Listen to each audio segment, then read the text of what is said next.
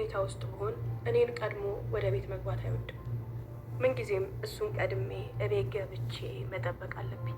አሊያም ደግሞ አብረን ተደዋውለን ወደ ቤት መግባት። አንዱ ቀን ላይ እናቴ ቤት እንዲሁ እያወራን እየተጫወትን ድንገት መሸብኝና ሳይቀድመኝ ልቅደመው ብዬ ራይድ ይዤ እየበረርኩ እየሄድኩኝ ባለሁበት ሰዓት ላይ መንገዱ ክራውድድ ስለነበረ አቋራጭ መንገድ መጠቀም ፈለገ ራይዱ። በፈለክበት መንገድ ሂድ፣ ብቻ ግን በቶሎ ቤት ያደርሰኝ ብዬው እየሄድን ሳለን አንዱ አሳቻ ቦታ ላይ የባሌን መኪና ቆማ አየኋት። እስኪ ያዝልኝ አቁምልኝ አልኩትኝና ለማጣራት አይኔን በልቅጬ ከኋላ ወንበር ነበርና የተቀመጥኩት እሱ ከፊት እንዲቆም አድርጌ ወደ ገቢናው በትኩረት ተመለከትኩኝ። በዛ ሰዓት ባለቤቴ ከአንዲት ሴት ጋር ገቢና ላይ ቁጭ ብሎ ተመስጠው እያወሩ ነበር። ሀውለት ራሴን መቆጣጠር አቃተኝ። በጣም ደነገጥኩኝ። ራይዱን እዛው ጋር እንዲያቆም አዝዤው በትኩረት ነገሩን መከታተል ጀመርኩኝ። ሴቲቷ በጥልቀት ታወራለች። ባሌም በተመስጦ እያዳመጣት ነበር። ስልኬን አውጥቼ ደወልኩለት። ስልኩን አነሳልኝ። ሄለው የት ነህ አልኩት። አንድ ከባድ የሽምግልና ጉዳይ ይዤ ነው መጣው ጠብቁኝ አለኝ። ምን አልከኝ ስለው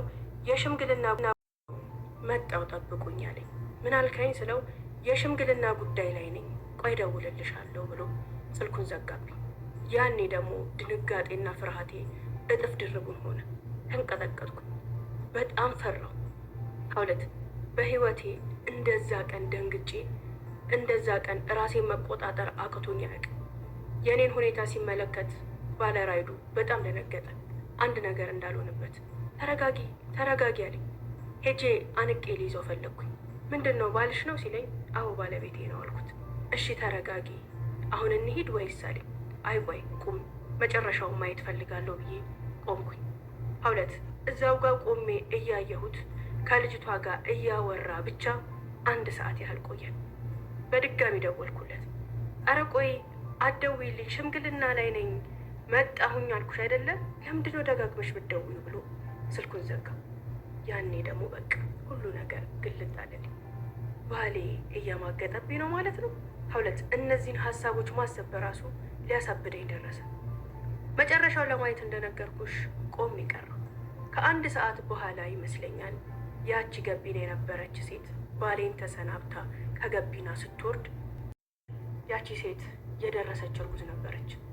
ሀውለት አቅለሸለሸኝ ነው ምልሽ። እሷን ካወረደ በኋላ ባለቤቴ በፍጥነት መኪናውን አስነስቶ መንዳት ጀመረ። እኔም ራሴን አረጋግቼ እንዲነዳ አዘዝኩት። ተከታትለን ወደ ቤት ገባን። እቤት ስገባ ባለቤቴ ቀድሞኝ ነበር። ልጆቼ ሁሉም እየተከታተሉ መጡ። አባቢ ወዴት ነበርሽ? አሞኛል ብሎ መኝታ ቤት ገብቷል። ሂጂና ተንከባከቢው፣ 10 ነበር የት ናት እያለ ሲጠይቅ የነበረው አለችኝ ታላቋ ልጄ። እኔም ፊቴ ተቀይሮ ነበር። ምንም አላልኳትም። ሌላ ክፍል ላይ ሄጄ ተኛው። ይህን ሁኔታ ስታይ ልጄ ተደናገጠች። ማሚ ምን ሆነሻል? አባቢ አሞት መኝታ ቤት ተኝቷል እያልኩሽ ነው። በዛ ላይ ሲመጣ ቤት ስላጣሽ በጣም ተቆጥቷል። ራስ ምታቱ ተነስቶበታል። ሂጂና የምታረጊውን አድርጊ አለችኝ። አንድ ሰው እንዳይበጠብጠኝ ብቻዬን መሆን እፈልጋለሁ አልኳት። ይህ ቃልና ይህ ስሜት እዛ ቤት ውስጥ ለመጀመሪያ ጊዜ ነበር። ሁሉም ተደናገጡ፣ ግራ ተጋቡ። ምን ሆኗችኋል? ምን እየተፈጠረ ነው ስትለኝ ልጄ ላይ በጣም ጮህኩባት።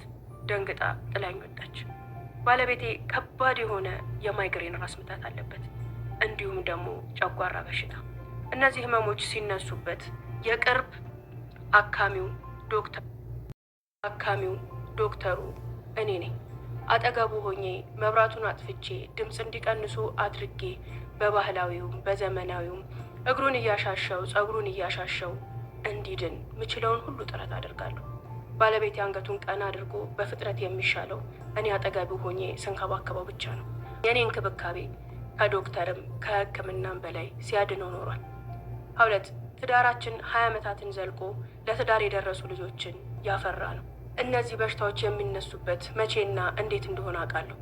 የማይስማማውን ምግብ ሲበላ ሐዘንና ብስጭት ሲያጋጥመው ራስ ምታቱም ጨጓራውም ይነሳበታል። እነዚህ በሽታዎች በተነሱበት ሰዓት ቤታችን በጣም በድንጋጤና በፍርሃት ይሞላል። ምክንያቱም የእሱ ራስ ምታትም ሆነ ጨጓራ ቀላል እንዳይመስልሽ ገሎ ነው የሚያነሳው። በጣም ይታመማል። ያን ሁኔታ ማናችንም መቋቋም አንችልም። ቶሎ ድኖ ከኛ ጋር እንዲቀላቀል ቤተሰብ ሁሉ ማያደርገው ጥረት የለም። በጣም ካመመው ድኖ የሚነሳ አይመስልሽም? በቃ ያንፈራፍረዋል። ነፍስ ውጪ ነፍስ ግቢ ነው የሚሆነው። ታዲያ እሱ በሚታመም ሰዓት እኔ እንኳን ተውኝ ብዬ መኝታ ቤቴን ቆልፌ ልቀመጥ ይቀርና ምጥ ላይ ብሆን ከባድ ህመም ላይ ቢሆን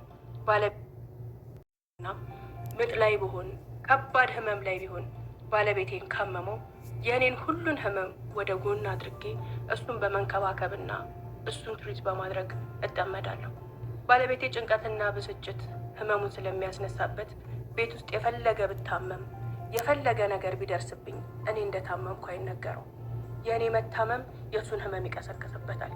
ይጨነቃል። የሚያደርገውን አያውቅም። እኔ ስታመም የሚይዘው የሚጨብጠው ይጠፋል። ስለዛም እኔና ልጆቼ የምንችለውን ሁሉ አድርገን እንድድን እንጥራለን እንጂ ማሚ ታመመች የሚባልን ወሬ መስማት አይፈልግም።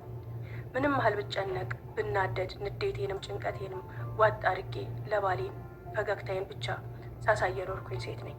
የእሱን ህመም ስለማልፈልግ እሱም የእኔ ህመም ስለሚያሳምመው። ዛሬ ግን እሱ አመመኝ ብሎ ልጆች ሁሉ ተደናግጠው በተኛበት ወቅት እኔም መኝታ ቤቴን ዘግቼ ውጡልኝ ማለቴ ሁሉንም ሰው አስደነገጠ። ሁሉም ሰው ግራ ተጋባ። ባለቤቴ 10 ልጆቼን እየጠራ አልመጣችም እንዲህ ይላቸዋል። እነሱም 10 የተኛውበት ክፍል እየመጡ እረ አባቢ እየጠራሽ ነው ሂጂለት ይሉኛል። አይኑን ማየት ፈራው። አይኑን ማየት አስጠላኝ። ምን ብዬ አጠገቡ መድረስ እንደምችል ግራ ገባኝ። ያንን ሁሉ ነገር ካየው በኋላ ደግሞ ታመምኩኝ ብሎ መጥቶ መተኛቱ ያየሁት ነገር እርግጥ መሆኑን አረጋገጠልኝ። በሽታውን ያስነሳበት ጭንቀት ነው። የተጨነቀው ደግሞ ቺት እያደረገ ስለሆነ ነው። ቺት ከማረጉ አልፎ አርግዛበታለች። ከዚህ በላይ ሊያስጨንቀውና ሊያስፈራው የሚችል በሽታውንም ሊያስነሳበት የሚችል ምንም ነገር የለም ብዬ አሰብኩኝ። እኔና ባሌ ለዚህ ቀን ስንደርስ ብዙ ውጣ ውረዶችን አልፈን ነው። ብዙ የፍቅር ቀናቶችን፣ የሀዘን ቀናቶችን፣ የደስታና የመከፋት ቀናቶችን አልፈን ነው።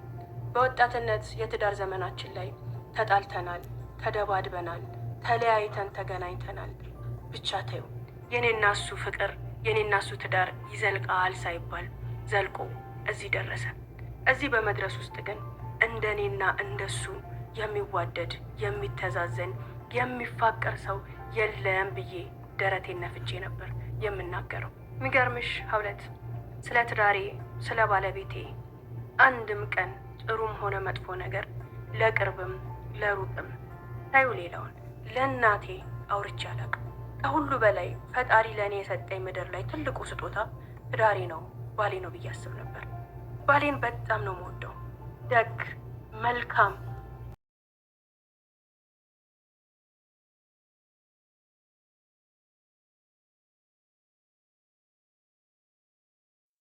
የኔ ባል ነው። የትኛውም ሴት ከማግባቷ በፊት ምን አይነት ባል ትፈልጊያለሽ ተብላ ብትጠየቅ እሷ የምትዘረዝራቸው ካራክተሮች የኔ ባል ውስጥ ሙሉ ለሙሉ አሉ። መጀመሪያ በተጋባንበት ጊዜ የነበሩ ባይሆኑም በሂደት ግን ትዳራችንን እየሰራን መልካም የሚባሉ የትዳር ባህሪያቶችንና በአብሮነት የሚያዘልቁንን ጥሩ ነገሮች አዳብረን ተናበን ተዋደን ተፋቅረን ኖረናል። ለዛም ስለ ቤቴ ስለ ትዳሬ ማውራት ባፌ ሄዳል ስለሚባል የእሱን ጥሩነት ለማውራት እንኳን እታሳለሁ። ምናልባት ባፌ ቢሄድብኝስ? ስለ ቤቴ ስለ ትዳሬ ጥሩነት እያወራሁኝ ሰይጣን ቢሰማብኝስ? መጥፎ ሰዎች ጆሮ ውስጥ ገብቶ ቤቴ ቢበጠበጥብኝስ? ይህ ፈጣሪ መርቆ የሰጠኝ ትዳሬ በእኔ ወሬና በእኔ እዩልኝ ስሙልኝ ቢበላሽስ ብዬ እስክፈራ ድረስ የእኔ ትዳር የተባረከ ትዳር ነው ብዬ በልበ ሙሉነት እስከ ዛሬዋ ቀን ድረስ እናገራለሁ። ለራሴ ሁሌም ጭንቅ ሲለኝ ፍርት ስል ሰዎች ሲያማርሩ ሰዎች ሲጨነቁ የማመሰግንበት ነገር ለኔ ትዳሬ ልጆቼ ጨነቁ የማመሰግንበት ነገር ለኔ ትዳሬ ልጆቼ ባሌ ነው። እግሩን የማሽ ጸጉሩን የምዳብስ ምግቡን የምመርጥ መድኃኒቱን ከሳሩም ከቅጠሉም በጥሼ እንዲድን የምሯሯጥ ሚስት ነኝ። ዛሬ ከ20 ዓመታት ከዘለቀ ድራራችን በኋላ ባለቤቴን የገዛ መኪናው ውስጥ ክብሩንና እሱን በማይመጥን መንገድ ቆንጅዬ ከሆነች ወጣት እርጉዝ ሴት ጋር ሳየው በቃ ሄጄ መጋፈጥ እንኳን ፈራሁት። እንዴት ብዬ ነው ባሌን ከሴት ጋር የውህ ብዬ ምነግረው? ያን መናገር እንኳን ለሱ 20 አድርጌ መኝታ ቤቴን ቆልፌ ተኛው። እሱ እዛ እናታችሁ የት ሄደች ጥሩልኝ እያለ ህመሙ እያንፈራፈረው እኔን ይፈልጋል። እኔ ጋር ደግሞ አንዳችሁም እንዳትመጡ ብዬ በሬን ቆልፌ እያለቀስኩኝ ነጋ።